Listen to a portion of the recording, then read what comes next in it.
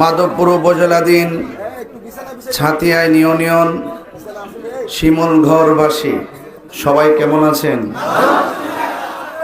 আমি আপনাদের তাহির হুজুর বলছি। আমি কি আজকে নতুন এসেছি? আমি কি নতুন ওয়াজ করি? ছাতিয়ান অনেকবার আসছি না? কোনো অসুবিধা হয়েছে? শিমুলঘর অনেক আসছি না? অসুবিধা হয়েছে? এটা রাজনীতি না যেখানে ইঞ্জিনিয়ারিং চলে। এটা ওয়াজ মাহফিল, পরিষ্কার কথা বলি, কোনো ইঞ্জিনিয়ারিং চলবে না।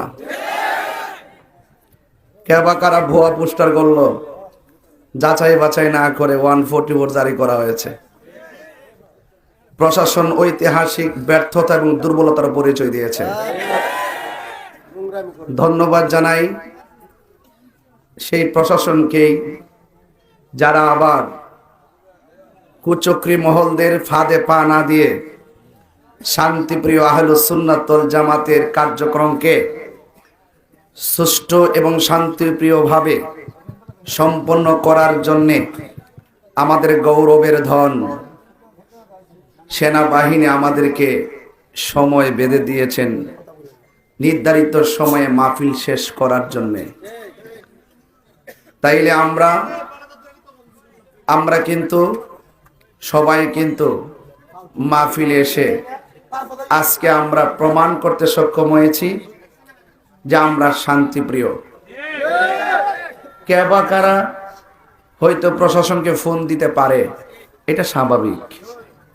সবাই যে আমাকে আই লাভ ইউ বলবে আর সবাই যে আহলে সুন্নাহর এই সুমহান মাহফিলকে খুব ভালো বলবে, বিষয়টা এরকম না।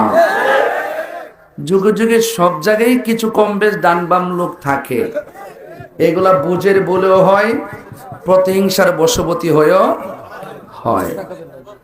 তো শেষ পর্যন্ত প্রশাসনের গাড়ি আমার সামনে কিন্তু দাঁড়িয়ে আছে। আমি আসার সময় শুনেছি সেনাবাহিনীর গাড়িও আসছিল।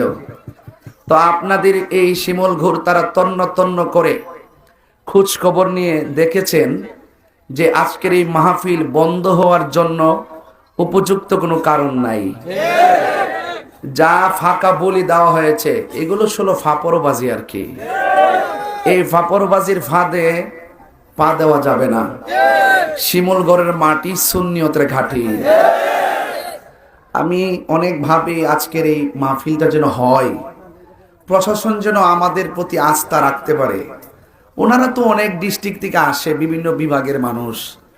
ওনারা এলাকাতে আইসা যাদের একটু পাওয়ার টাওয়ার বেশি, এদেরকে একটু হয়তো গনায় টনায় ধরে